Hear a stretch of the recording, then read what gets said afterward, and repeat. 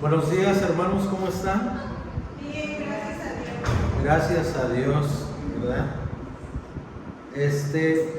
Vamos a hacer un desafío, hermanos, en esta mañana, los que estamos, y nos incluimos, mi familia y yo también. Vamos a procurar, hermanos, llegar al tiempo de oración. Es a las 9, ¿verdad, hermana Ole?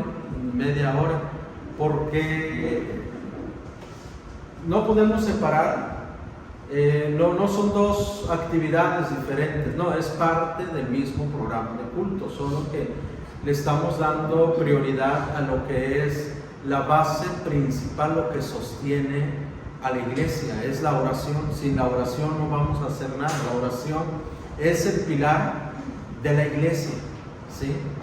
Por eso Jesús en muchas ocasiones enfatizó la importancia de la oración: velad y orad para que no entréis en tentación, ¿no? Y luego Pedro dice: sed sobrios y velad, porque vuestro adversario el diablo, como león rugiente, anda en busca de quien devorar, ¿verdad? Entonces la oración es pilar, ¿no? No podemos dar esa tolerancia o decir, bueno, voy a llegar después de la oración. No, es parte del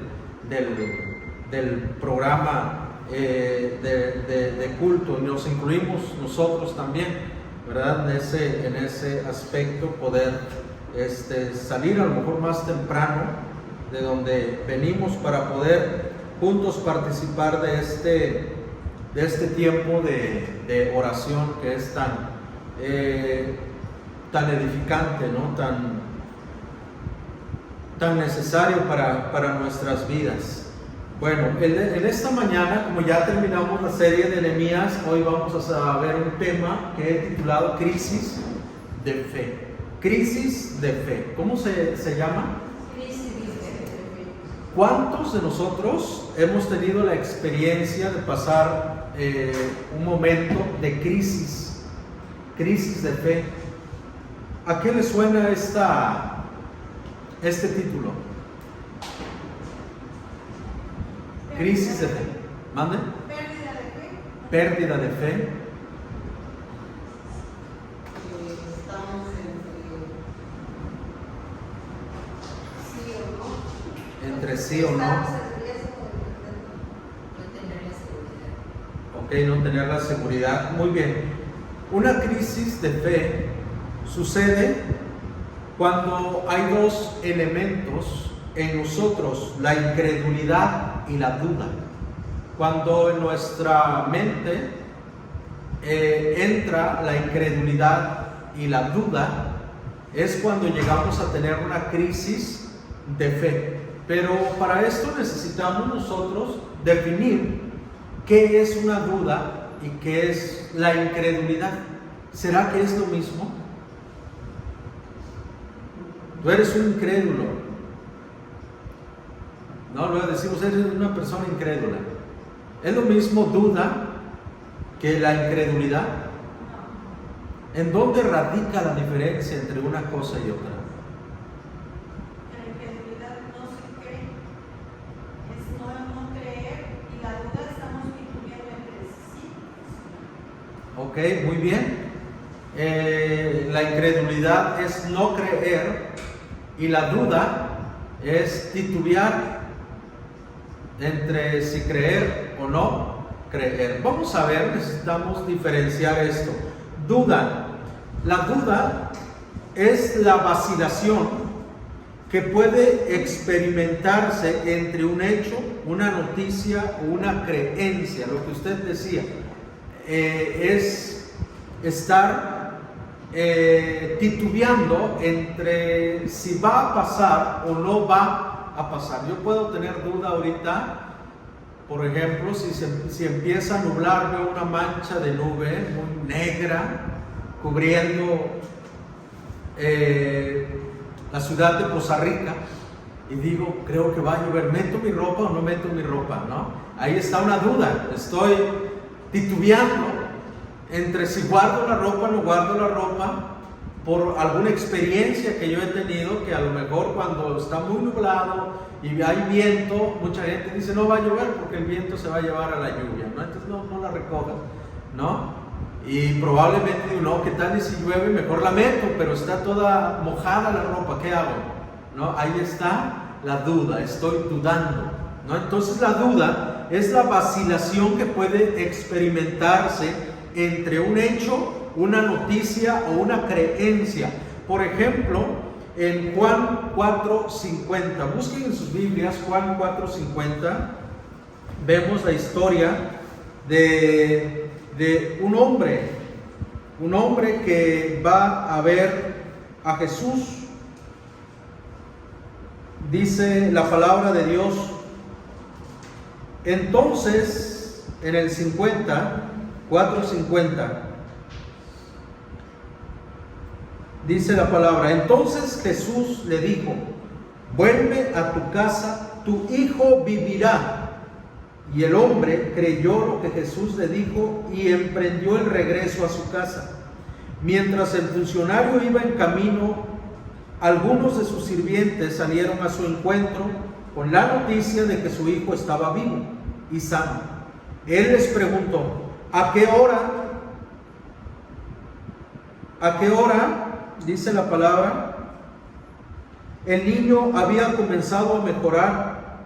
Y ellos le contestaron, ayer a la 1 de la tarde, la fiebre de pronto se le fue.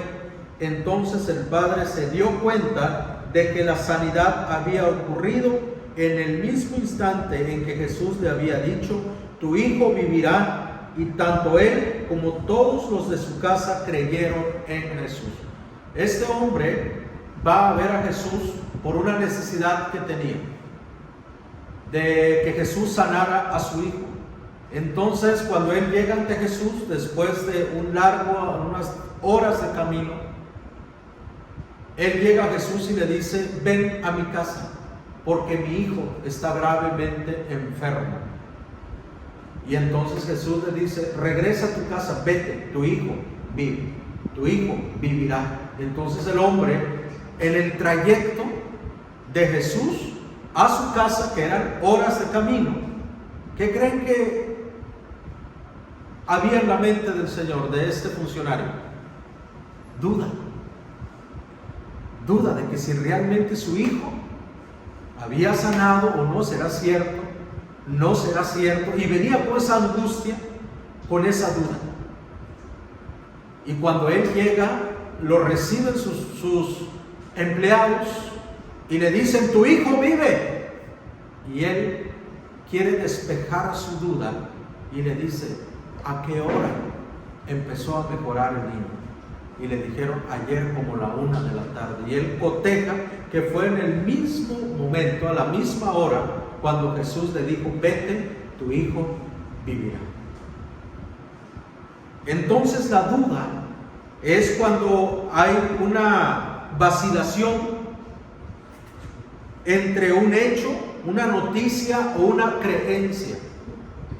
Muchas veces a nosotros como cristianos, como creyentes, se nos ha preguntado y se nos ha dicho que no debemos de dudar, que no debemos ser incrédulos, ¿verdad? Y no nos damos esa cabida a la duda o a la incredulidad, porque lo vemos como pecado. Pero la duda y la incredulidad no es algo que tú tienes que decidir, sino es algo que tú sientes en automático ante un hecho, ante un evento. Es algo que está ahí en tu corazón, es algo que está ahí en tu mente, que te hace dudar y te hace ser incrédulo ante ciertas circunstancias. Entonces no es una decisión, hoy yo decido dudar, hoy yo decido no creer, sino es una situación que vivimos constantemente como creyentes, porque buscamos agradar a Dios en su voluntad. Es una cuestión de duda, es una vacilación. Y la incredulidad, decía nuestra hermana, que la incredulidad es cuando decido no creer, ¿sí? En parte hay razón en esto. La incredulidad va más allá que la duda. Es la dificultad para creer en aún cuando existe evidencia de ello. Esa es la diferencia, que la incredulidad, yo aún viendo, no creo que eso pueda ser posible. Si notamos ahora la diferencia entre una cosa y otra, la duda es la vacilación, la incredulidad es cuando es la dificultad que yo tengo para creer en algo, en un hecho, en un evento, aún viendo las evidencias del mismo. Por eso mucha gente es incrédula con respecto a la existencia de Dios, no quiere creer aún viendo toda la obra creadora de Dios. Por eso dice el apóstol Pablo, inexcusable eres, oh hombre, quien quiera que seas, ¿no? Dice, porque Dios se da a conocer, se da a revelar a través de su creación, a través de las cosas que Él ha hecho, ¿no? De las cosas visibles, Él ha dado a conocer su eterno poder para que creamos en su existencia. Muy bien, hasta ahí vamos comprendiendo entonces la diferencia entre la duda. Cuando en nuestra vida actúa la incredulidad y la duda es cuando llegamos a tener una crisis de fe, una crisis de fe. Vamos a ver 3 ejemplos bíblicos. El número 1 es la duda y la incredulidad de Sara. Sara vive estos dos conceptos en un evento que sucede en su vida. Vamos a buscar Génesis 18, 12 al 15. Por favor, Génesis 18, 12 al 15. Amén. Génesis 18, 12 al 15. Bueno, vamos a leer desde el 10 al 15.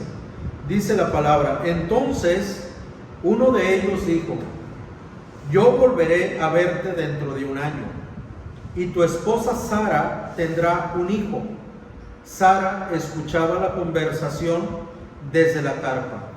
Abraham y Sara eran muy ancianos en ese tiempo, y hacía mucho que Sara había pasado la edad de tener hijos. Así que se rió en silencio dentro de sí misma y dijo: ¿cómo podría una mujer acabada como yo disfrutar semejante placer? Sobre todo cuando mi señor, mi esposo, también es muy viejo. Entonces el Señor le dijo a Abraham: ¿por qué se rió Sara y dijo: ¿acaso puede una mujer vieja como yo tener un bebé? ¿Existe algo demasiado difícil para el Señor? Regresaré dentro de un año y Sara tendrá un hijo. Sara tuvo miedo, por eso lo negó. Yo no me reí, pero el Señor dijo: no es cierto, sí te reíste, ¿no? Sara experimenta la duda y también la incredulidad, ¿sí? Como muchos de nosotros. El argumento de Sara era que ya estaba anciana y que su esposo también ya estaba anciano. No estaban en la edad para tener hijos. Y entonces ella se ríe dentro de sí misma, diciendo: pues como yo a esta edad tener un hijo. Y Dios conoce, se da cuenta de lo que Sara hizo, y dice la palabra del Señor: ¿acaso dice, existe algo demasiado difícil para el Señor? Es una pregunta para nosotros. ¿Existe algo demasiado difícil para el Señor? ¿Hay algo que Dios no pueda hacer? Entonces, ¿por qué nos preocupamos tanto? ¿Se dan cuenta cómo vivimos día a día de duda y de incredulidad? ¿Qué te preocupa? Piensa en ese problema económico, en ese problema de salud, en esa situación matrimonial en el que vives, en la incredulidad de tus hijos, de tu esposo, de ese familiar alcohólico, adicto a alguna sustancia. Y tú dices, va a morir. Ese hombre nunca va a cambiar, esa persona nunca va a cambiar. Piensa en ese problema que te roba el sueño, que te angustia, que te agobia. Yo te pregunto, ¿podrá Dios hacer algo con respecto a ese problema?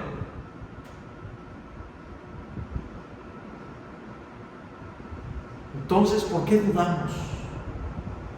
El Señor le dice a Sara, Sara, ¿hay algo que Dios no pueda hacer? ¿Acaso hay algo demasiado grande que Él no pueda hacer? Crisis de fe. Como cristianos vivimos constantemente una crisis de fe.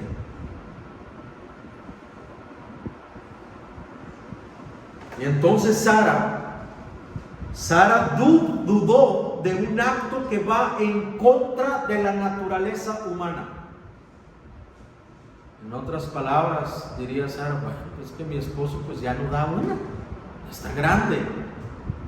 Y yo pues ya, mi tiempo de mis periodos pues ya pasó.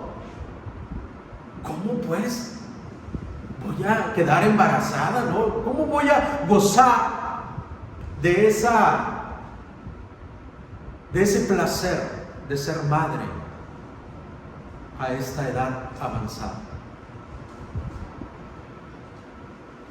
¿Qué situación en tu vida ya perdiste toda esperanza de que pase? ¿Hay alguna situación en tu familia que tú dices, yo creo que nosotros nos vamos a morir de esta manera, o yo voy a acabar ya así, de esta manera, y ya perdiste toda esperanza? Y hay una pregunta para ustedes: ¿por qué el Señor, por qué Dios le dio un hijo a Abraham y a Sara cuando ya estaban muy ancianos? Cuando ella ya había pasado el tiempo de fertilidad y Abraham ya era un hombre anciano. ¿Por qué el Señor le da un hijo a esa edad? ¿Sabe quién fue el hijo de Abraham y Sara, verdad? Isaac. ¿Pero por qué? ¿En qué? Para mostrar su poder de que todo lo puede. Porque Isaac es una figura, es un tipo.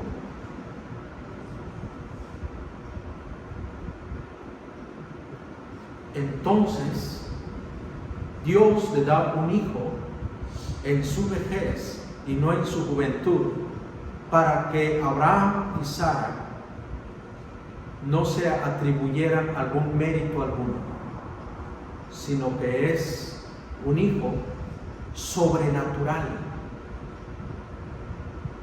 La fuerza no provino de Abraham, sino de Dios.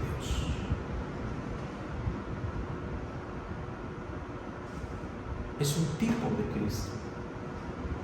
Él fue concebido por obra del Espíritu Santo. Y Dios puede hacer que lo que para nosotros es imposible sea posible. Entonces, de Sara aprendemos que debemos creer más en las cosas que nunca pasan que en las cosas que pasan seguido. ¿Se notan esa diferencia? De Sara aprendemos cuántos eventos como los de Sara conocemos que ha pasado. ¿Cuántas familias conocen, amistades conocen en Poza Rica, en donde viven sus familiares, que han tenido un hijo a la edad de 90 años, 95 años? Nadie, es evento único. Entonces, para nosotros, la fe en Cristo consiste más en creer en las cosas que nunca pasan que en las cosas que pasan seguido.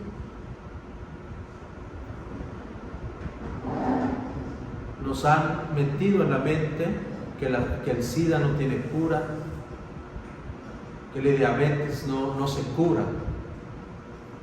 Pero habrá alguien con fe que diga: yo quiero ser el primero en dar testimonio, en decir que Dios puede curar la diabetes, que Dios puede curar a una persona con SIDA.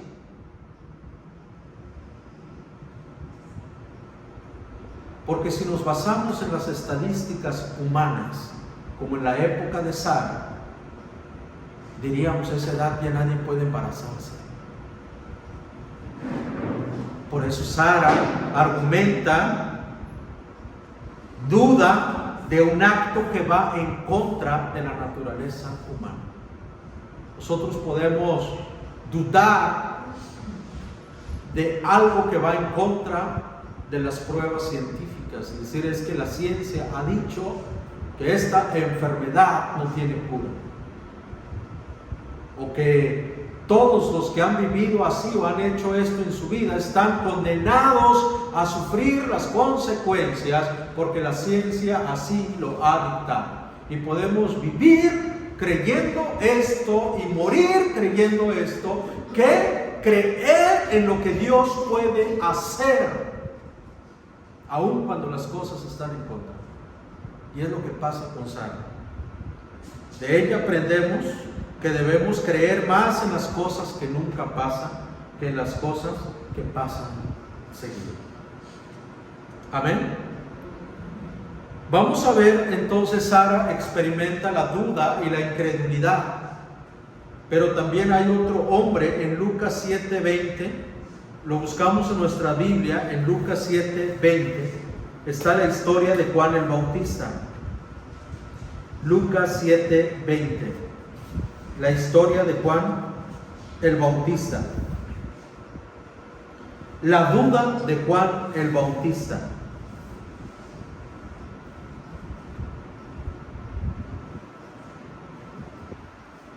Muy bien. ¿Qué sabemos de Juan el Bautista?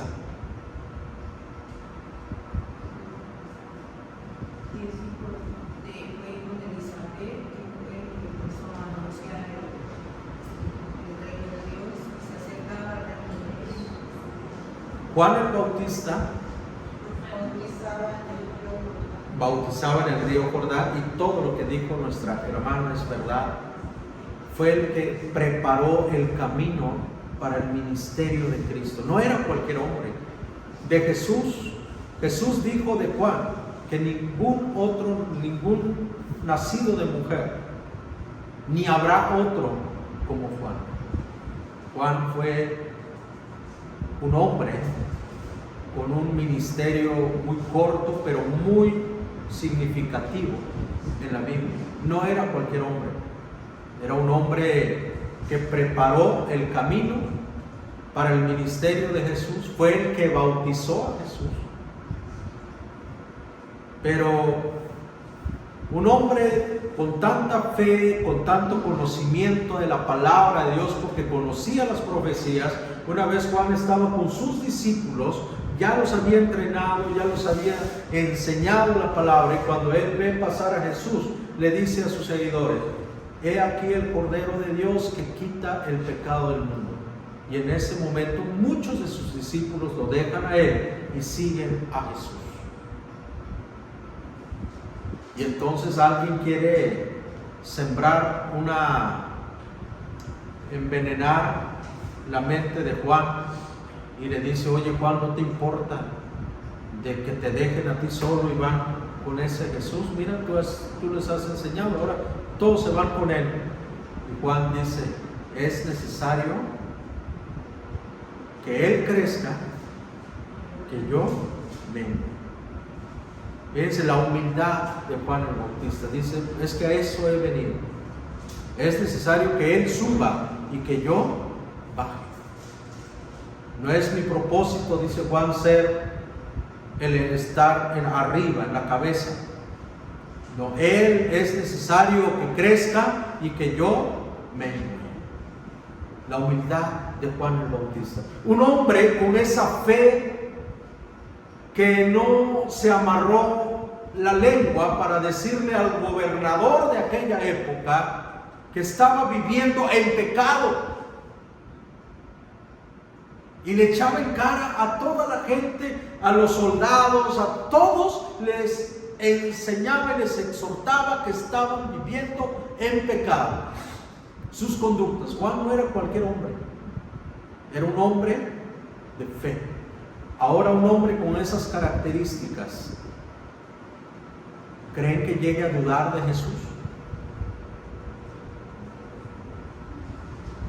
Pues parece que sí, porque la duda es parte aún de la vida cristiana. No es algo que tú decidas elegir, es algo que nace ante una circunstancia que vivimos.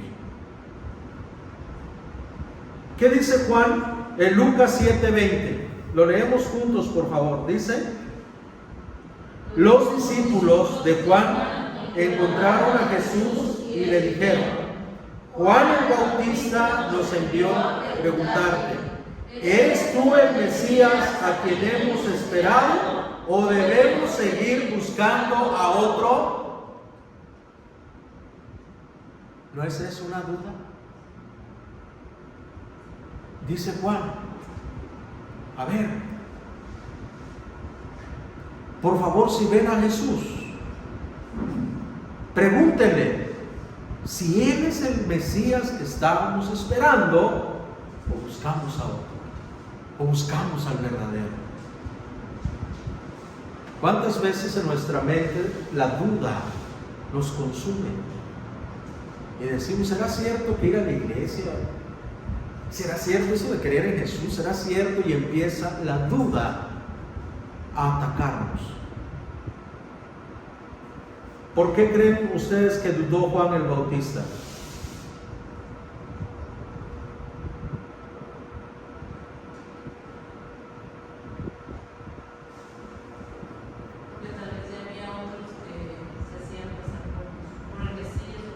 No lo había pensado así, pero puede que sí. Porque aún no lo conocieron. Claro que sí, porque Él dijo: he aquí el Cordero de Dios que quita el pecado del mundo.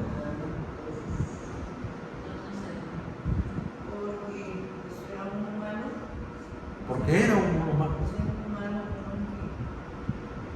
Excelente respuesta. Puede ser que sí, porque era un ser humano, como usted, como yo. No tenía nada de extraordinario más que su fe. Pero aún en la fe hay incredulidad, hay duda.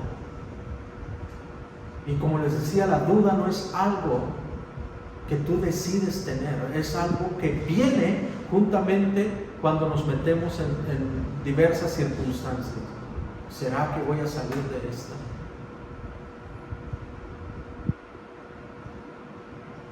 Y cuando se une la duda con la incredulidad es cuando genera en nosotros una crisis de fe. Juan nos enseña en su duda que dudamos cuando idealizamos a Dios y sus obras. Es ahí cuando nosotros dudamos, cuando idealizamos a Dios y sus obras. Juan estaba encarcelado. Y dice Juan, pero las profecías dicen que cuando el Mesías ha de venir iba a hacer justicia y nos iba a sacar de la esclavitud de Roma, y todo eso que estaba escrito de Él, no veo que se cumpla nada de eso. No veo que se cumpla nada de eso. No está pasando nada de lo que yo esperaba que iba a pasar. Y dice: yo aquí encarcelado, he predicado la palabra y no veo que se haga justicia a mi favor. Porque acuérdense que a Juan el Bautista le cortan la cabeza. ¿Y por qué Juan es encarcelado? Porque el gobernador, ¿mande?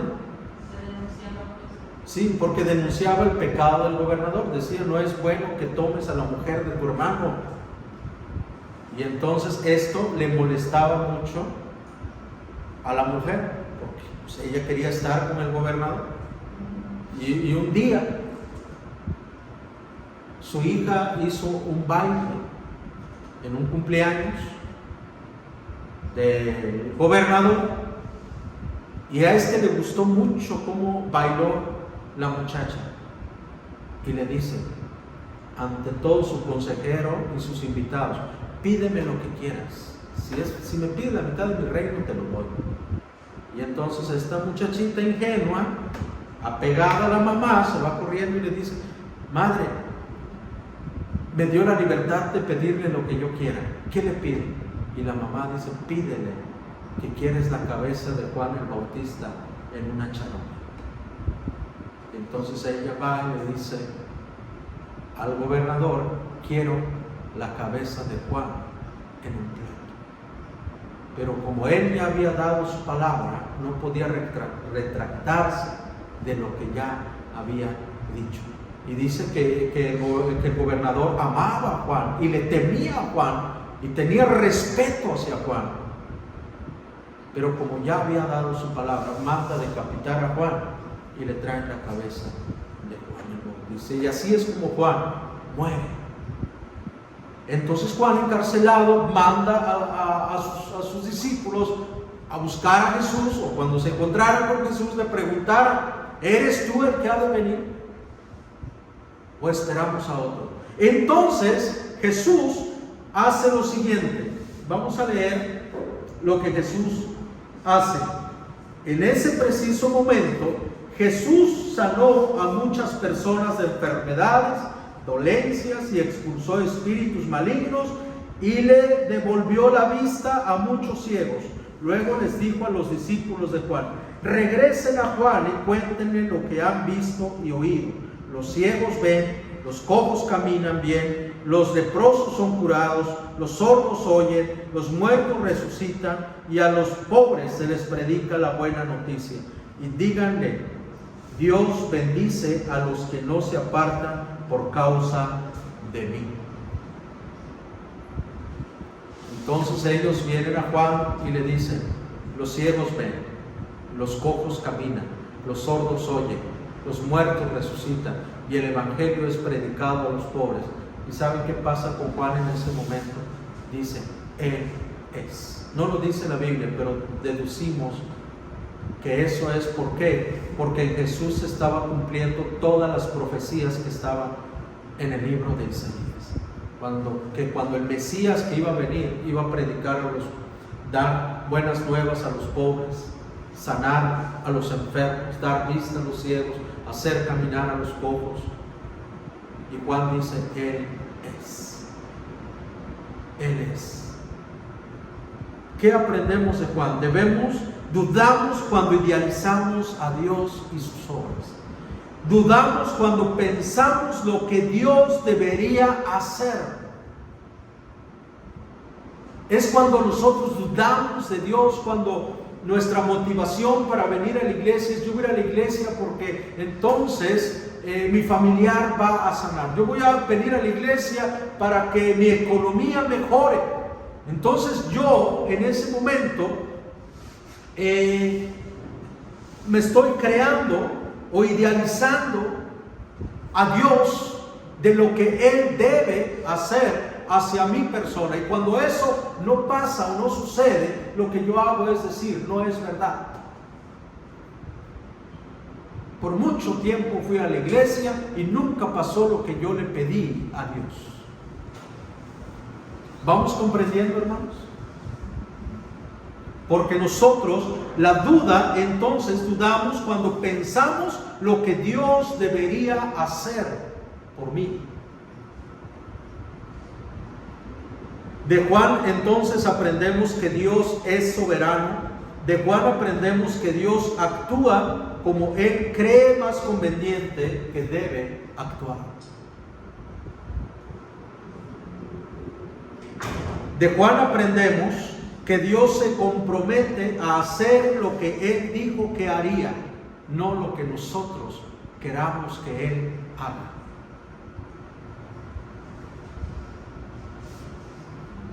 Juan había idealizado la venida del Mesías de una forma que no fue como él esperaba.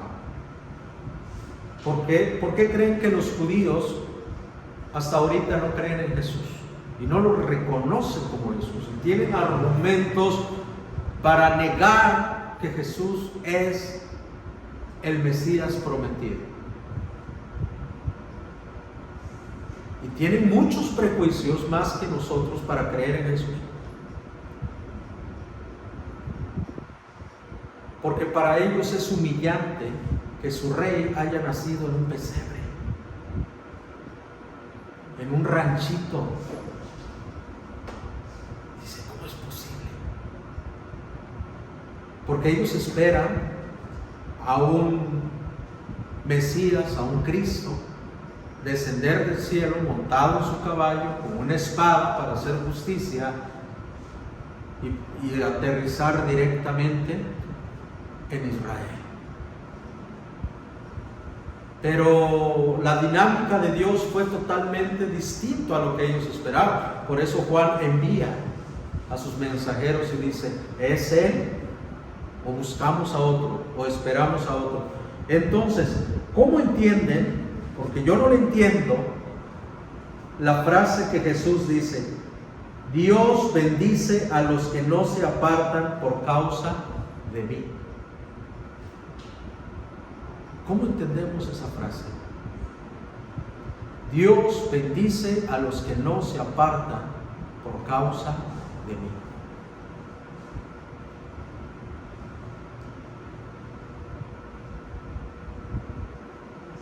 Como cristianos que a veces no nos quieren por ser cristianos, por seguir a Cristo. Y bueno, ahora sí nos vamos apartando de nuestro camino. Muy bien. ¿Alguien más? No dudar. Creer. Dice, Dios bendice a los que no se apartan por causa de mí, o sea, por la propia causa de Cristo. Independientemente de lo que Dios haga, nosotros seguimos creyendo y confiando, o sea, porque Él va a hacer, como tú decías, o sea, Él va a hacer lo que sea necesario para hacer su voluntad, y a veces no va a hacer lo que nosotros queramos o deseamos. Nosotros venimos a Cristo con un concepto, llámese por una necesidad, por un dolor, por alguna angustia, y pensamos que Él va a hacer lo que yo creo que Él tiene que hacer por mí. Y cuando eso no sucede, mucha gente se retira y abandona a Cristo. Dice, yo esperaba que Dios hiciera algo por mi hermano, por mi familiar. Yo esperaba que lo sanara. Yo ayuné, me reuní, hice y no vi que Dios haya actuado a mi favor. Por eso nace la duda cuando pensamos lo que Dios debería hacer. Pero Dios, debemos entender y comprender que Dios se compromete en hacer lo que Él dijo que haría. Y aquí entran sus promesas. Él viene a cumplir sus promesas. Él pudo haber librado a Juan de la cárcel y que no lo decapitara. Él pudo haber sanado a Lázaro para que no muriera. Pero todo eso estaba en el cumplimiento de un propósito. Él viene a cumplir su propósito, sus promesas. Y nada lo cambiaría. Si la muerte de ese familiar, si ese problema que tú vienes a pedir una solución a Dios terminó siendo todo lo contrario de lo que tú esperabas, es que Dios tenía un propósito y Él no va a cambiar su propósito.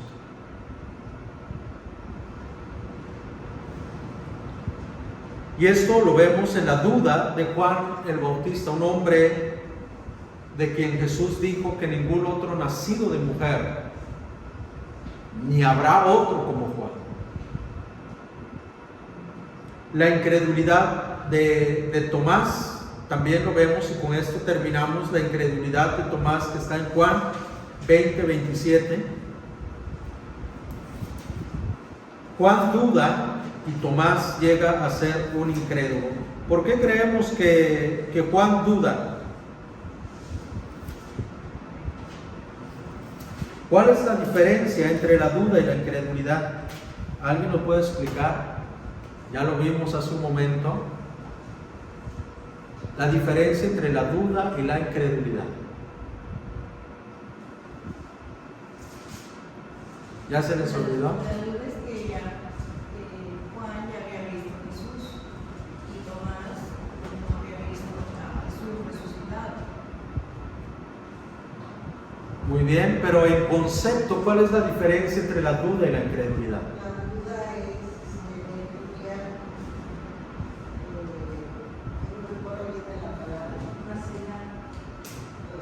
y la incredulidad no crees porque no estás bien. Ok, vimos hace un momento la diferencia entre una cosa y otra. La duda es cuando vacilamos. Lo que hizo Juan, dice, ¿eres tú o busco a otro? O sea, estoy en eso, ¿eres tú o buscamos a otro? Y la incredulidad es la dificultad para creer aún viendo las evidencias, aún viendo que hay evidencias sobre la situación, pero nos cuesta aceptarlo o creerlo. Y eso es lo que le sucede a Tomás. Tomás había estado con Jesús, sabía el poder que Jesús tenía todas las evidencias de que Él podía vencer la muerte y decide no creer. Dice la palabra del Señor en Juan 20:27, dice de la siguiente manera, Juan 20:27, por favor, lo leemos juntos. Perdón, vamos a leer, perdón, discúlpenme, del 24 hasta el 29. Vamos a leerlo juntos. Dice: Tomás, uno de los 12 discípulos, al que apodaban el gemelo, no estaba con los otros cuando llegó Jesús. Ellos le contaron: hemos visto al Señor. Pero él respondió: no lo creeré a menos que vea las heridas de los clavos en sus manos, meta mis dedos en ellas y ponga mi mano dentro de la herida de su costado. 8 días después, los discípulos estaban juntos de nuevo, y esa vez Tomás se encontraba con ellos. Las puertas estaban bien cerradas, pero de pronto, igual que antes, Jesús estaba de pie en medio de ellos y dijo: la paz sea con ustedes. Entonces le dijo a Tomás: pon tu dedo aquí y mira mis manos. Mete tu mano en la herida de mi costado. Ya no seas incrédulo, cree. Mi Señor y Dios, exclamó Tomás. Entonces Jesús le dijo: tú crees porque me has visto. Benditos los que creen sin verme. ¿Notamos estas dos escenas?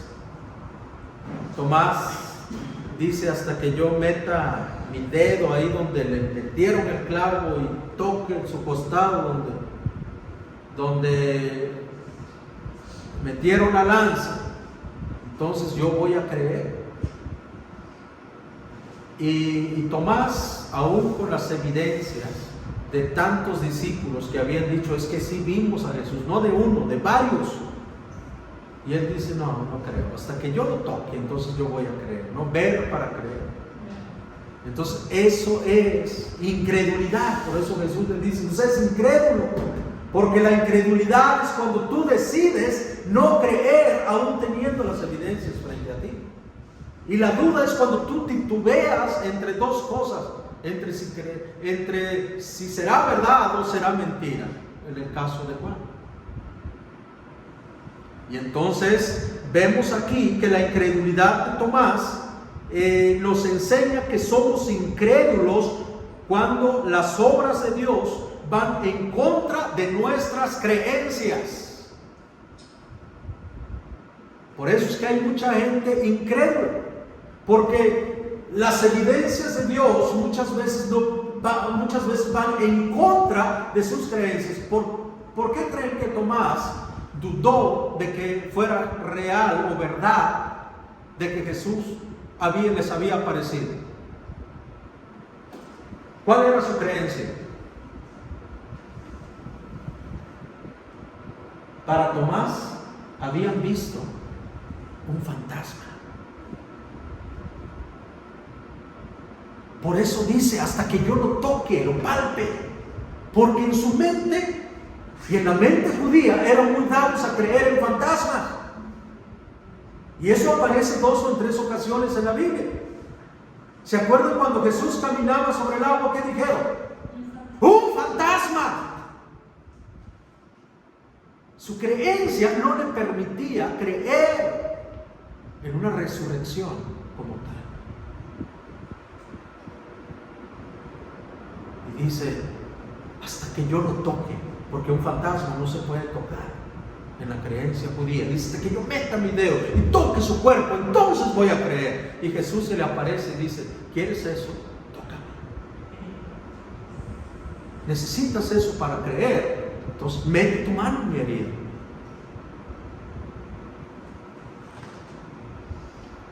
Muchas veces para creer en Jesús necesitamos luchar contra nuestras creencias, contra lo que nos han enseñado, con lo que hemos vivido toda nuestra vida.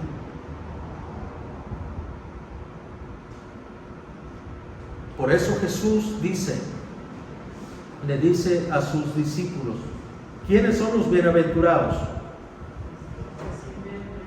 Los que creen sin haber visto.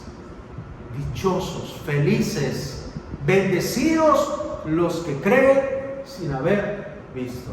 Y esa bendición recae sobre usted, porque usted ha visto a Jesús. ¿Lo ha tocado? Entonces, ¿por qué cree?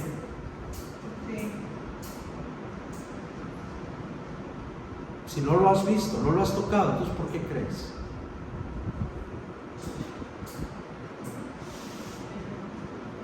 Por fe.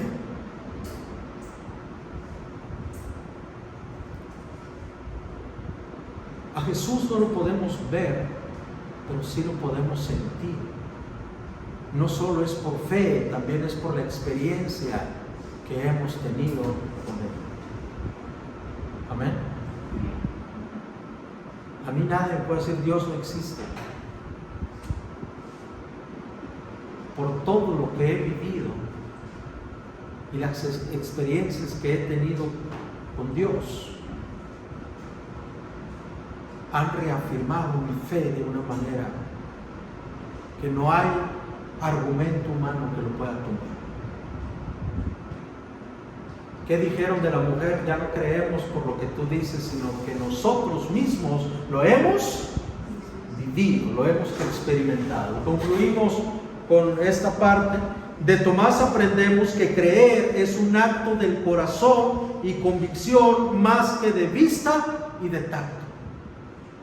Esto aprendemos de Tomás, que creer es un acto del corazón y convicción más que de vista y de tacto. Porque Jesús dijo que las cosas invisibles son más reales que las cosas visibles.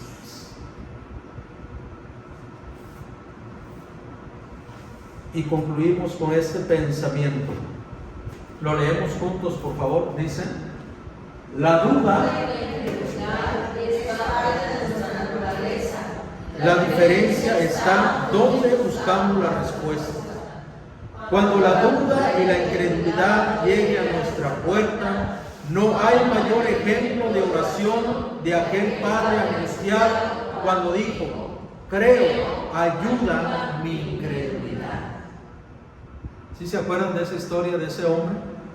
Cuando los discípulos no pudieron liberar a su hijo, y entonces él lo trae a Jesús, y Jesús le dice: ¿tú crees?